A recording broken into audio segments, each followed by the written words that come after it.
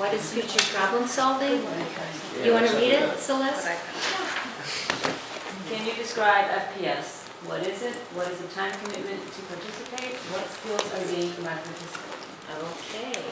So I just did a quick Google slide to explain FPS, and it's nice that Melissa's here because her daughter Dharma really has made the most of the experience the last couple of years. So I'll quick go to this website just to show you that you can go back and take a look at more of it yourself. I think this is this is it.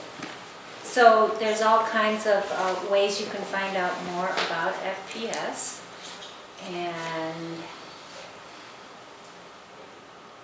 the first one here has the mission, which I'll have on a slide as well, because this goes by too fast. But I also like this one that shows you that it's an international competition. Quite a few, let's look at that again, quite a few countries. Korea, Malaysia, New Zealand is very strong in FPS. So it's a signature program at Birchwood School, and we'll say a little bit more about what a signature program is, but basically what future problem solving does is really immerse children in the critical and creative thinking processes. It's an immersion in that kind of training, and the mission of FPS explains it well: to develop the ability of young people globally to design and promote positive futures using critical and creative thinking.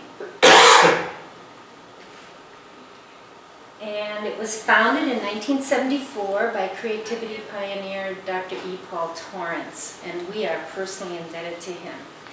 He, not just in what is creativity and what is the creative thinking process, but how do you educate, how do you teach it, and really discover that it can be taught. You're not just born a creative person, someone, oh, he really has good ideas, but they can be taught, and he systematized what some of the sub-skills of creative thinking, and has developed materials for it and tests for it.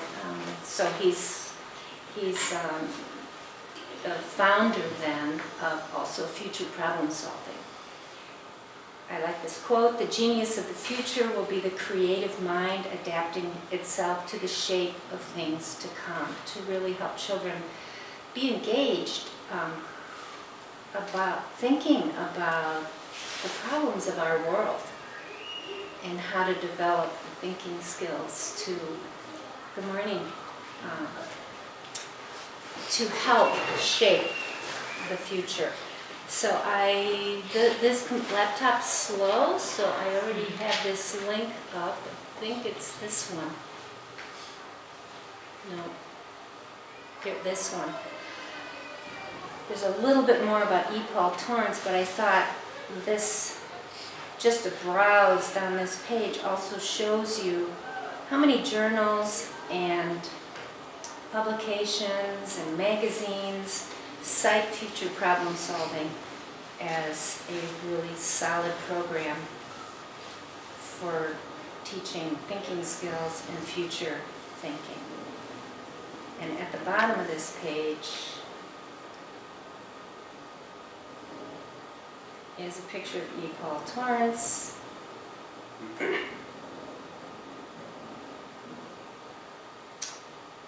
Forever synonymous with creativity research. So it's a very solid program that's been around for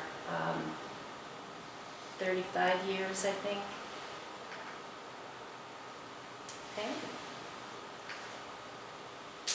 And FPS is in the tradition of CPS. CPS stands for creative problem solving. And FPS is a specific program that teaches creative thinking skills. And the process of that, a creative or a problem solver goes through is the same in CPS and FPS. I'll go to this website quickly.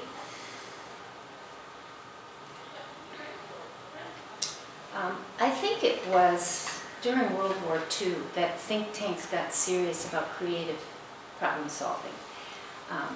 There was one global one, I love this example, that during the Battle of Britain, when they were getting bombed by Germany, they had to think about how to stop those bombs from, they knew it was coming. And they just brainstormed. This great article in Smithsonian that explained how they were brainstorming how to stop these bombs and get them before they came. And so they just were wild with putting up a whole big net and, catch it before it gets here. And eventually that's how radar was discovered. And so these centers for creative problem solving grew out of that, and two big ones that we have always been connected to, the Center for Creative Learning and the Creative Problem Solving Group. And the stages of creative problem solving, I'll show you that the FPS steps. But creative problem solving is something that we do even in the earliest grades here, with just helping them think about keeping a clean locker and being kind at recess. And it's the same process whether you spend months on it or 10 minutes. You have to identify your problem and then come up with solutions. So I'm just going very quickly, understanding the challenge, generating ideas, preparing for action, and planning your approach. Then, well, maybe I can add, just to give context, Helene used the World War II example. Then it was in the early 1950s that they began to put together information both from business and government think tanks. How do we approach new problems? Out of that came this process that was originally called creative problem solving, which is a combination of divergent thinking, that's imagining putting up a net over London, just who would think of that, to convergent thinking, that looking at all the ideas that are possible, okay, what at this point is probably the best? Then, how do you implement? Then it's divergent thinking again. And what of all the ideas you have, how do you think convergently? So that process was sort of formalized in the 50s, of which then E. Paul Torrance took off from that, and CPS and then FPS, that divergent, convergent thinking process.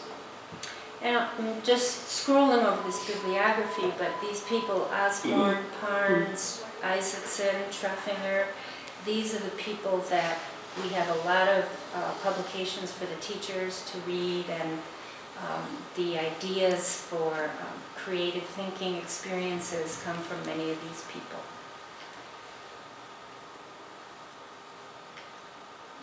So, what is FPS?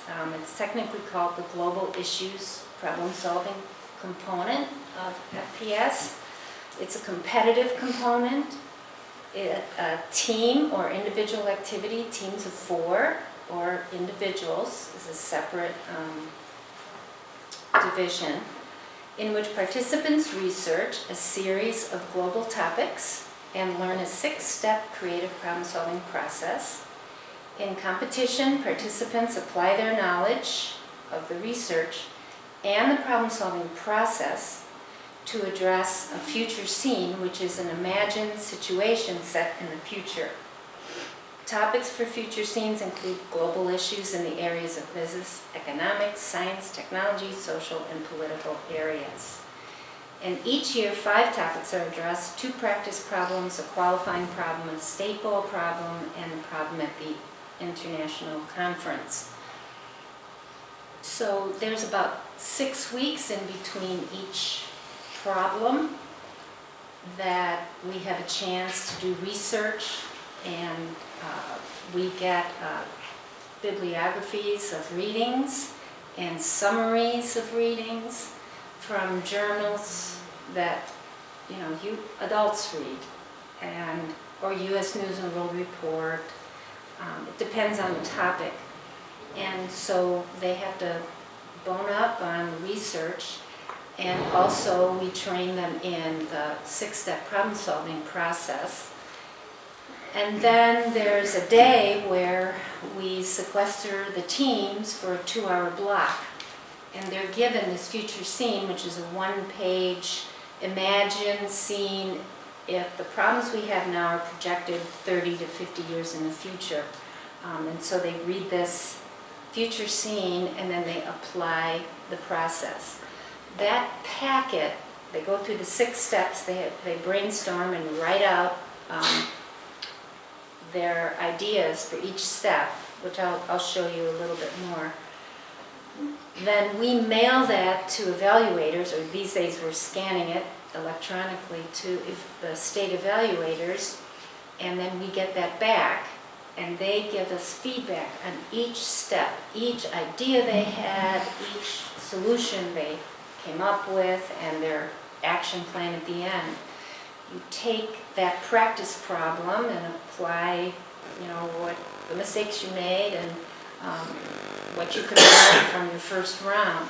So there's 2 of those practice problems, and then the one that they do in March, which we just sent in last week, is what's called a state bowl qualifier. They'll get feedback on it, and if they rank at a certain level, they get an invitation to the state bowl.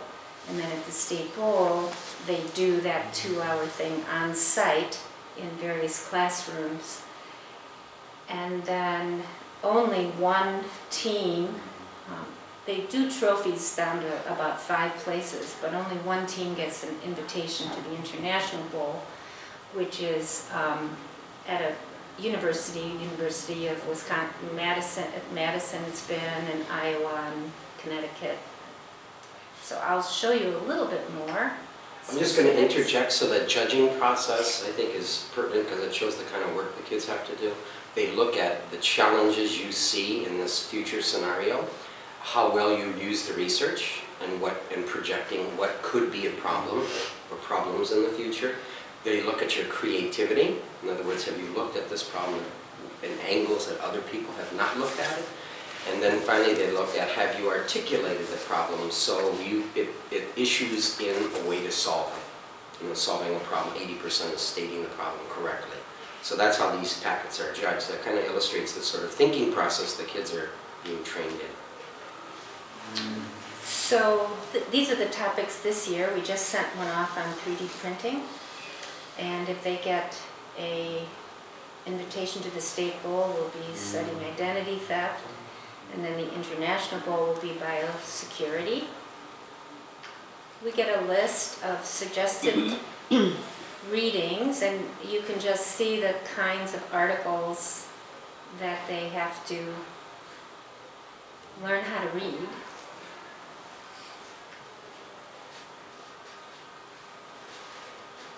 And I'll just quickly scroll through past topics so you get an idea of their current issues. And if we don't solve them now, they're going to get bigger and bigger and bigger.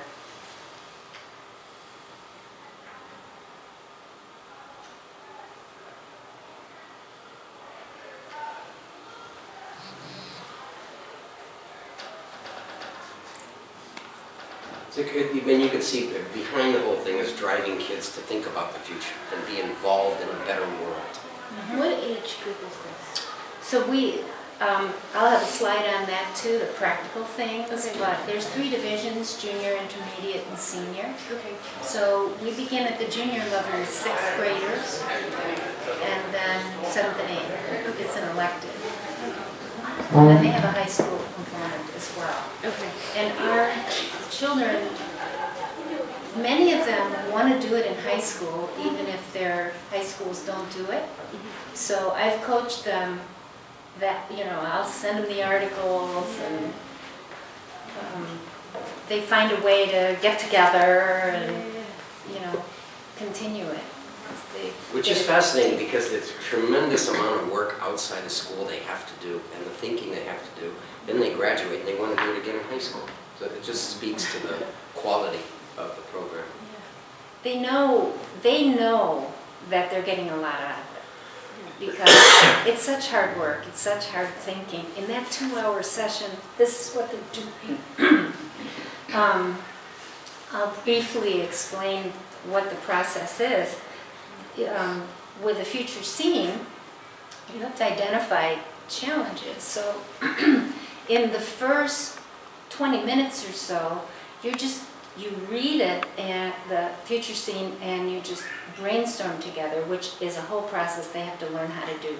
How to listen, how to build, the idea is to get a lot of ideas out, that's fluency, but then how to look at it from different angles, that's flexibility, how to elaborate and build on one another. And then, hopefully they get a stack of ideas. They just write them on little slips of paper. And from those, they have to write out 16 of them in clear sentences. And there's a prescribed way that they learn how to write it. It has to connect to the future scene. They can't have veered off topic. So they have to have a condition phrase, since, and then they state a fact from the future scene. Then this might happen. They can't say will happen because you can't predict the future, so they make them use words like will, might and could. And then another sentence that sort of explains their thinking. So it's a 1 to 3 sentence, logical, clear sentence. 16 of those, and which they have to divide up. And you write these for, you write these for, you write these. Then I'm going to say one more thing on that, and part of the training too is they list about 20 different categories. I'll have a sort of slide force on that. thing. Okay. Yeah. So. Still need to shut up. No, that's okay. There's so much to say about this, so you have to sort of pick and choose how much to share. But you can't solve all 16 of those challenges, so then you have to select one underlying problem, and that is worth 30 points, that one sentence, to define the problem well that you're going to try to solve. And so there's a way they learn how to compose an underlying problem. Then, so that's converging. You were diverging, just going out, then you have to converge, pick one, then diverge again to brainstorm solutions. You do the brainstorming thing with the little pieces of paper again, and then you write out your 16 best, and you have to write those in an elaborated way. Okay, who's going to do it? Is this NASA? Is this researchers at MIT? Who's going to do it? Who? What are they going to do? How does that, how will it work? Say it a little bit so it's not just a magic idea. And why does this go back to solving your underlying problem? So that's another chunky couple of sentences they have to write 16 times. This is all in 2 hours. Then establish criteria, so out of your solutions, which one's the best? Well, you can't just argue, let's use mine. No, mine's better. We used yours last time. Well, look, mine's...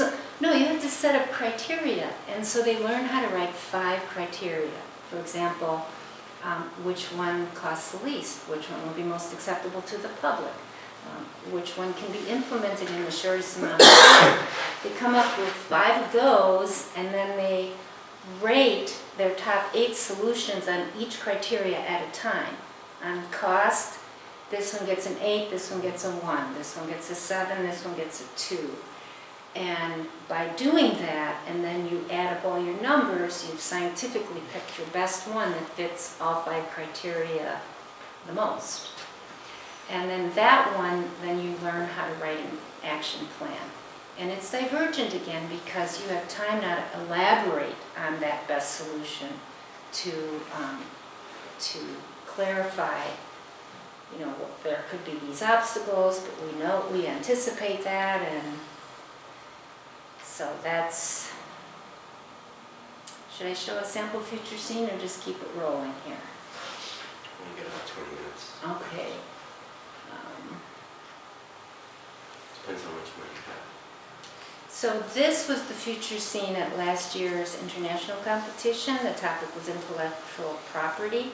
So they make it look like very official, but you see the year is 2040. And they present a future scene. It looks like intellectual property. They're giving you a situation on somebody's patent.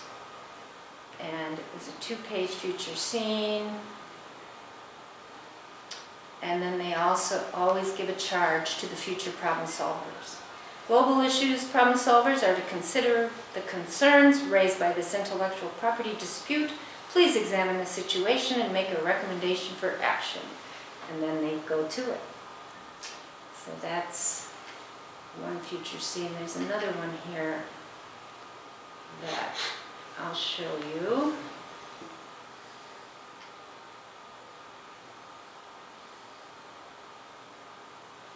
Oops. The one you just showed us for junior level or senior level? That was a middle and senior level. Right. The junior level one is taken from the middle school one, but they simplified a little bit. The font's a little bigger too. Yeah. So here was one on overcrowding in schools. This is a shorter one. But it always ends with a charge to tell the future problem solvers what to focus on. And then here's some simple examples of challenges, the underlying problem, solutions, criteria.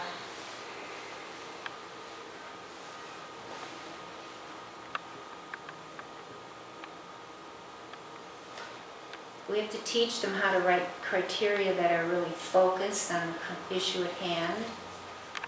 Here's a picture of the grid.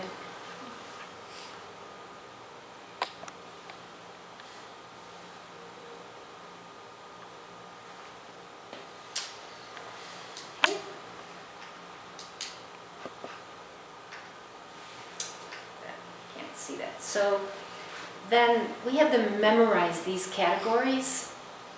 We have a nice handout that has a little icon for each one so they can remember arts, basic needs, business and commerce. But when you're brainstorming, you need to consider it from all these different perspectives. It could be a problem that relates to people's basic needs, but also their social relationships or their physical safety. And so we'll do a lot of practice so that they understand what all these areas of life are. It's funny, in the junior they can't even say some of these words. Economics or aesthetics, physical, logical. But eventually they understand what it is, you know, what it's referring to. This in itself is a great education. But then they learn how to force creativity. Okay, this was on 3D printing, for example, and we're practicing, but all your ideas have to do with technology. Let's come up with one with transportation. You just pick out a category. All right, let's force it together. And then they started thinking about, oh yeah, well, when they're doing, I read something about the space shuttle, and when they ran out of tools, they could 3D print a wrench up there. Is that transportation? You know, and they would think about the ethics of 3D printing. Well, what about okay, so I can 3D print something in my garage, but who owns that intellectual property? You know, and is it going to be bad for Target? Is it going to be bad for business if we start letting individuals print anything they need whenever they need it? You know, well, what's good about being able to 3D print anything you want, and what's not so good? And or what could be some challenges. So, which goes again to the, you know, underlying all of this is learning how to think creatively. So a lot of times force thinking with metaphors or in environments where you wouldn't apply something makes the mind look at it differently. It's the same principle of if we were all at the table and we all represented a PhD in different fields, then we solved the problem. Everybody would have something to say from a different angle. So it's a technique to train the mind to look at things in from a broader perspective. These are habits of creative thinking that you go for a lot of ideas. We'll just play around with, okay, I'm looking for, we've got all these bottles. This is a waste. What can we do with bottles that are empty that are this size? And then it's just a warm-up, and we'll just let them... Minimum of 20 ideas. Yeah, real quick. So after you say, well, water, juice, now you're stuck. And that's where creativity can begin. What should I do with these old pair of glasses? What should I do with them? You know, or what, name things that are blue. Just these kinds of things. So they'll go around, and if you say bird, well, what kind of bird? You know, and then what about a mood, a blue mood? And letting them just be, have lots of ideas, because research says usually, you know, the first 100 everybody's going to think of, so you got to get to the 101 idea. So you need lots of ideas. And then flexibility is looking from different perspectives. You know, how many ways can we go to the store? How many ways can we bring the store to us? And then originality, you can't try for those, they just happen. But when they grade you, if they see something original, you'll get an extra 3 points. And then elaboration, learning to add the details. So the variety of viewpoints, learning the categories, make flexible points go up, fluency and original ideas. They all come from learning to think in all those categories, which is dependent on doing your research. You know, you have to build up a lot of knowledge to have enough parts to play with. And so reading all the articles is another great part. So these are all the benefits if you pull them all together. Tools and strategies to face the challenges of today and the future. Learning in depth about topics of global importance. Systematically address related complex situations and evaluate multiple solutions in order to best address the situation through an action plan. They practice powerful problem-solving skills using critical and creative thinking, divergent, convergent. They improve their communication skills through collaboration. That's such a nice way of saying get along with each other in those 2 hours, 4 of you. Or don't giggle all the time and don't crack jokes, because every minute counts. And you know, if somebody makes you a little upset, you have to get over it fast for the good of the team. And so you always have to make sure that you are not making somebody feel that way because you don't want them to sink into being mad or sad. So, you know, teamwork is so vital and such a great thing that they learn, and I love to see them grow in this. Learning to write concisely with a specific focus in mind, in-depth nonfiction, informational text reading skills, writing skills, and teamwork. So finally, the components of programming here, it's an elective for 6th, 7th, and 8th grade. It's only 1 class per week, but if you sign up, you have to be motivated because that class is packed with coaching, and you got to do your homework because your team needs you to do it, and so it's a choice. The alternative is study hall, and there's so many other things going on in 6th, 7th, and 8th grade that are also meaningful for your life. So you have to consider your other electives, other competitions, other goals. So 30 minutes of homework per week, but the amount of research is limitless, so students who are motivated will do more. And before the state bowl, qualifying problem and the state bowl, students sometimes elect to get together and will do more research if they can. And some children read everything I have to give them and ask more. So it's open-ended, but we require, you've got to do 30 minutes worth every week because your team needs you to be on board. And there are times where we connect with reading class and practice reading those nonfiction articles, and everybody, whether you're an FPS or not, learns that. And also in LA, they'll practice writing expository essays after reading some of the research. And everybody takes part in the speakers, whether they're in FPS or not. That's it. Great. Super. I think that's enough of an overview. And if you have any questions, you can ask them. Yeah. How many students participate in it? Yeah, we have, at the middle school level, we have 5 teams. And in the junior division, we have 2 teams. And then we also have a couple who are doing just the individual. So most of the Division students and- participate. What? So most of the students participate. Yes, there's a Good. real morale now for FPS. Good. It's contagious. And once they have an opportunity to go to the state bowl, it's a lot of fun too. Can imagine.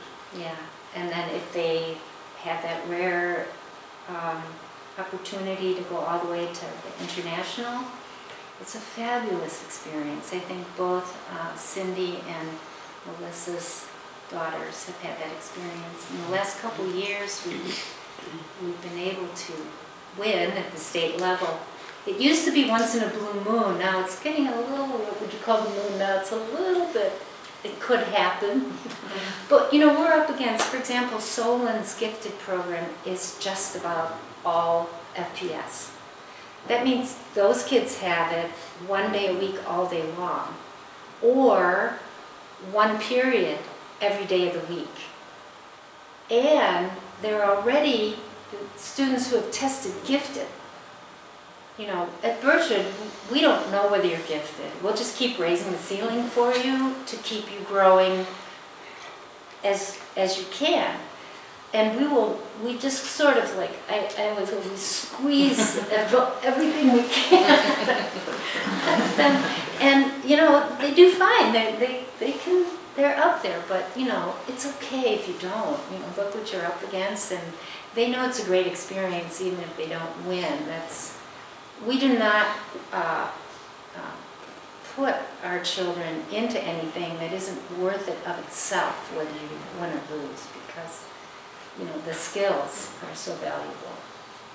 But the competition's a great motivator. Go ahead if you want to say. I had 2 questions. How long has Birchwood been in FPS? Mhm. And is the FPS as an institution that's supporting this like a full-time business somewhere? What is that? Yeah. What is that entity? Yeah, it's Future Problem Solving International is in Florida.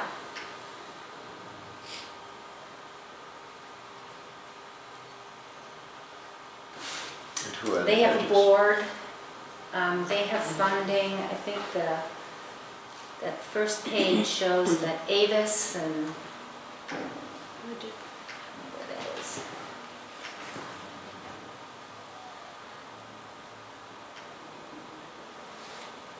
Avis and Budget, they get a lot of funding. And then Birchwood's been doing it Since the first year. since your first year. Mhm. Wow. And have you seen it evolve? FPS, the competition and things, or has it changed? Yes, it stayed strong. I think Ohio's called an affiliate bowl, and Ohio's had its ups and downs. But we've always been able to maintain a program in Ohio. There's 40-some states that have their own state bowls. And if they're not large enough to have one, but somebody in that state wants to do it, they can join another state's organization.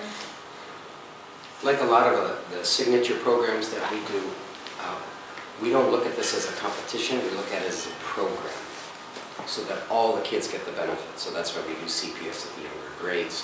Whereas, like Helene said, some of the schools that are competitive, you know, you glean the creme de la creme of intelligence and then go to win the competition. And of course the kids love to win, but we've never chosen competitions for those reasons. We chose them because it's a program that extends over many months. Everybody gets the benefit of it. And if we win the competition, that's just icing on the cake. So from the very beginning, the FPS, when we got started, had the components of creative problem solving that we thought were very valuable. It's hard to get a lot of participation statewide or nationally in something like this because so much education is high stakes tested driven. So to break out this kind of time and have kids do more work. But I think the question was how much more time does it take? And I think that question kind of misses what we have seen all along. Anytime a child's involved with really quality learning, the issue doesn't become, do I have to do more? You say that when you're bored, or you say that if you're not engaged. In other words, you didn't even try to get involved. With quality programs like this, we have kids getting together on weekends to read scholarly articles. I mean, give me a break. When 14-year-olds doing that, who are you kidding? But it just goes to the point when something is of high quality and they get engaged and parents guide them to be engaged, then their enjoyment of high-level intellectual activities goes way up. You know, you're not having to drag them in. So when they say how much time does it take, the question is really, if you can get your kid to be involved, just try it in the 6th grade. We'll talk about the topics at dinner or whatever. Because once you enjoy that kind of intellectual engagement, then it's easy to get the ball rolling. And they're far better off doing that than playing some video game on a Saturday. Yeah. Sorry, you go ahead. You mentioned high school. Do a lot of high schools offer it then, or do you find not too many? You would say some of the students follow through. So There are some, like Solon will keep the program going all the way through high school. Orange does. There's a few scattered ones. Hawken, Well- Signature. Yes. No.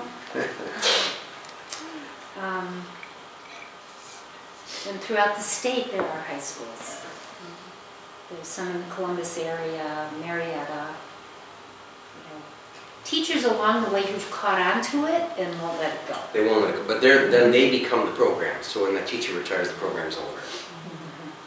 So understanding the value at a state level where it would be supported, like I think Georgia supports it at the state level, Texas supports it at the state level because they understand the value.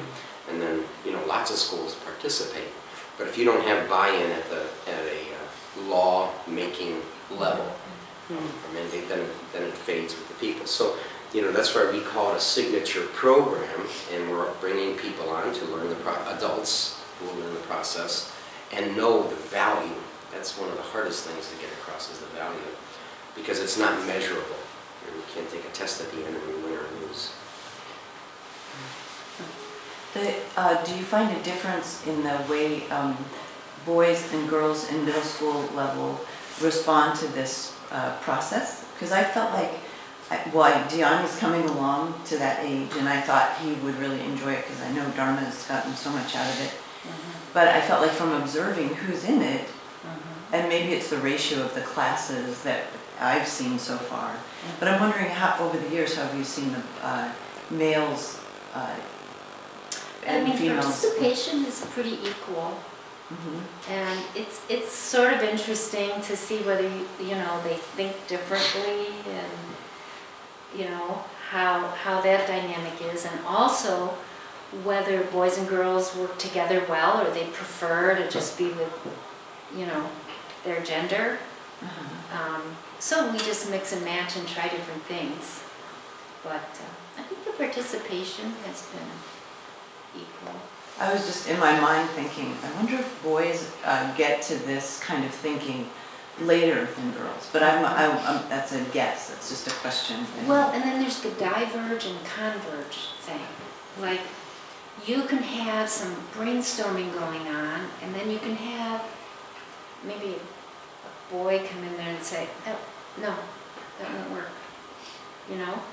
Like, just a cut through and, but not always, it also depends on the topic. Like, you know, if a boy has been really interested in certain things, like, I don't know, with technology, then on that topic they can think futuristically of how you could add a chip to a, I don't know, robotic arm. And so that has to do with their background in reading and what they bring to the table too. So, it's hard to give a clear answer, I think. Yeah. And at the conferences, it seemed like it was not weighted one gender and another. No, it was everybody. And a lot of it has to do, whether it's happening at school or it's happening at home. Thinking like this is not common. Kids are not going to say, oh, I want to read research articles. That sounds like something I like to do in my spare time. It doesn't happen. There's got to be somebody who walks them into the reading, the talking, the discussion, the shared inquiry, where they begin to have themselves some ownership. This is cool. So whether it happens around the dinner table or whether you have a talented teacher doing it in the classroom, some adult has to lead children into a higher intellectual level than they determine they like or they don't like. Like some kids will say, I don't do PS, there's all kinds of extra homework. Okay, then there's not a whole lot we can do. You know, we could try to usher them in, but that's, anytime you want them to be engaged in something that is intellectually beneficial, there's a jump. People don't naturally like things that uplift the way they live. You naturally want to stay right where you're at with no other push. So it takes somebody, History Day is the same sort of thing. At home, we used to spend our time when the kids are involved in history talking about their topic and looking at it from different angles. And they began to enjoy this kind of look into history. Well, then they're just looking forward to how much more they can do on their project because they got engaged. But if you don't lift them up, either in the classroom or at home, you know, people are people. You kind of gravitate to the place of least resistance. But when they get there, it feels so good. They're so proud of themselves, Yeah. the kind of thinking they're doing, and the kind of debate they can have. It sort of lets them argue, you know, but about things that matter, and they know it matters. It's sort of that they're half child, half adult, and they want to be adult. And they know they're arguing about important things. It feels right to them to care and be engaged.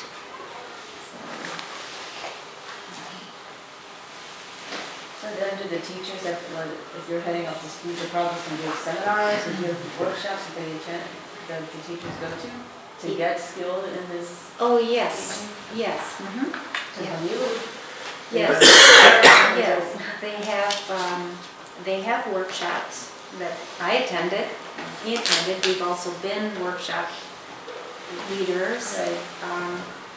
And we have some teachers in training right now for it. And so we help them.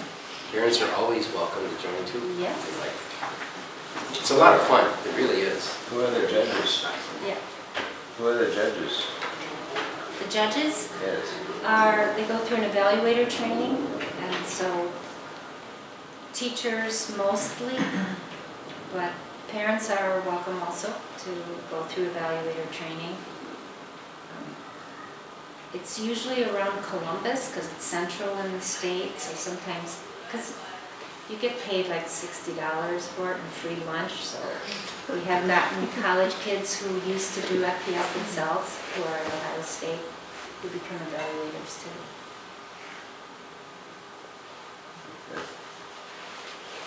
So, did you want to say something about the other question? No, good, it's not. Okay. We put off the other question until next time, I guess.